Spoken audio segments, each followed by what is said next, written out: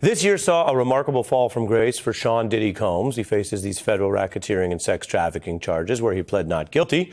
He's currently in prison, though, as he awaits trial. That is a harsher scenario than the mogul's first big brush with the law about 25 years ago when he was charged in a nightclub shooting along with a young artist on his label, then 21-year-old Moses Shyne Barrow. Rap star Sean Puffy Combs is out on bail. He was arrested after a shooting in a nightclub. Charges have been dropped against his companion, singer-actress Jennifer Lopez. Was charged along with his protege, rap star Jamal Shyne Barrow. That was then. Now Diddy is back in New York courts, this time federal. And back then, Diddy did face accusers, including a woman who said he shot her. But Diddy managed to skate free, while that younger artist on his Bad Boy Records label that I mentioned, Shyne, was convicted and, in the American style, given a very harsh sentence of 10 total years in prison.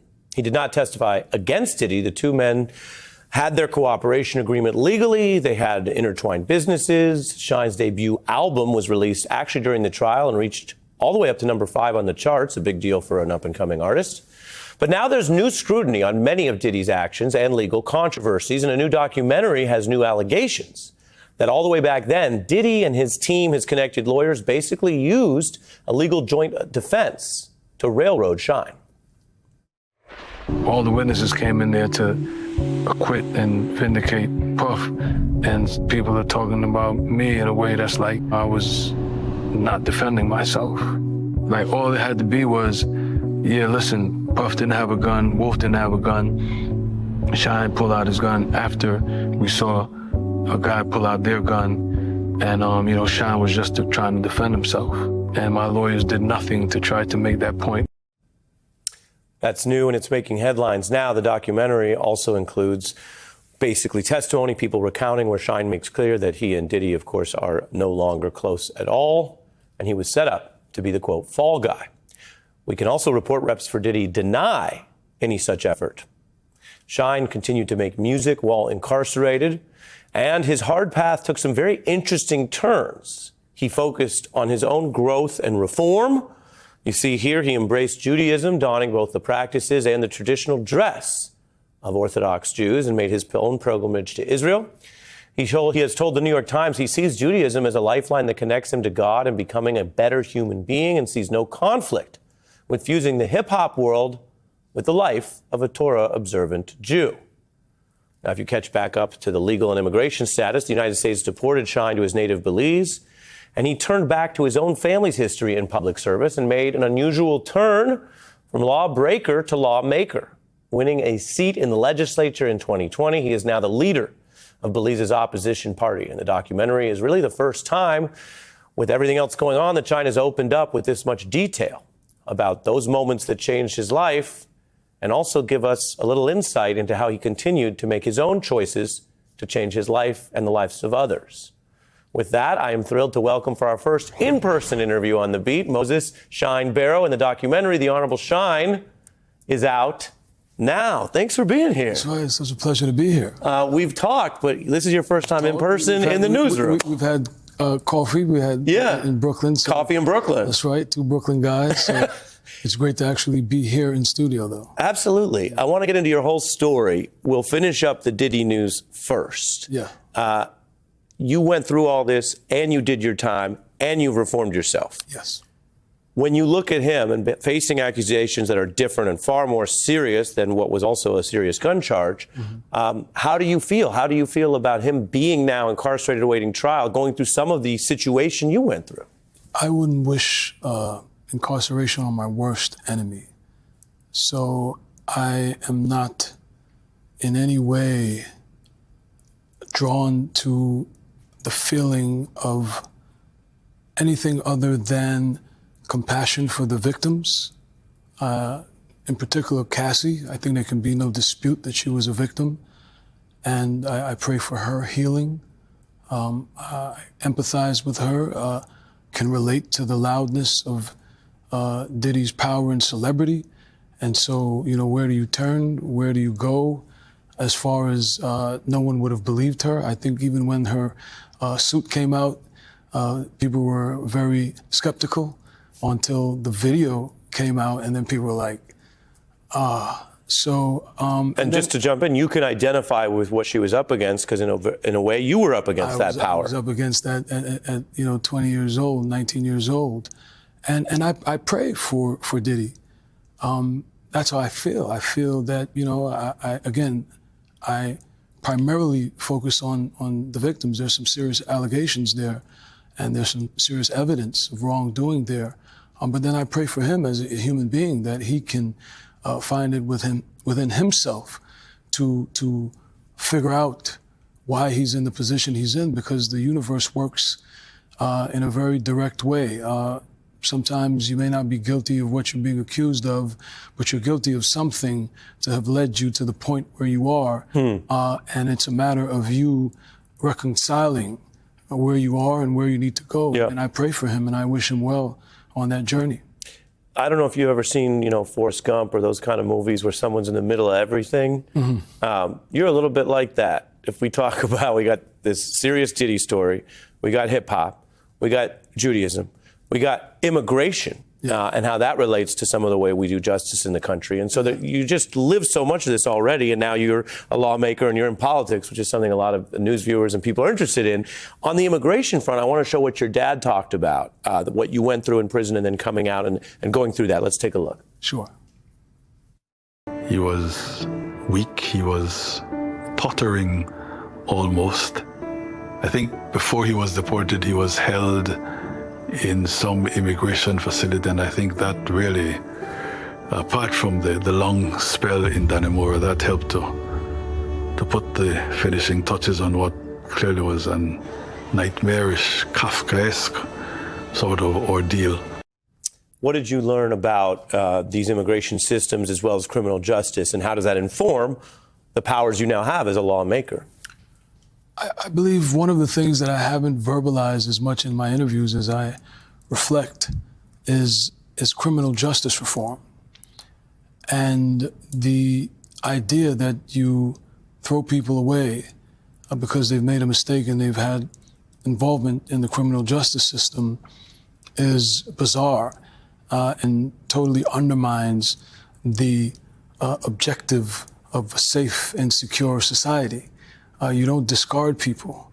You fix people. You help people to fix themselves so that they can re-enter society and contribute to society. So that's why it's called a correctional facility. Right. So we should be doing everything as developed nations to help our people heal, fix, and return and contribute. So I think I know there's some people that are advancing the criminal justice reform agenda. And I believe I'm the poster child for that. 10 years almost destroyed my life. And obviously I had and I have so much to give and I'm giving so much. Imagine what I could have done if those 10 years weren't taken away from me. So I think moving forward, we pray and we hope that we see in these developed nations, definitely in Belize, we have a criminal justice reform agenda. The Chief Justice, she is very keen on that. The Attorney General is rolling out some things. And certainly should I become the next Prime Minister, we'll take it further than it's going right now under the current administration in Belize. Because, again, I speak from experience, and there's so many pitfalls that come on the pathway of young people in particular.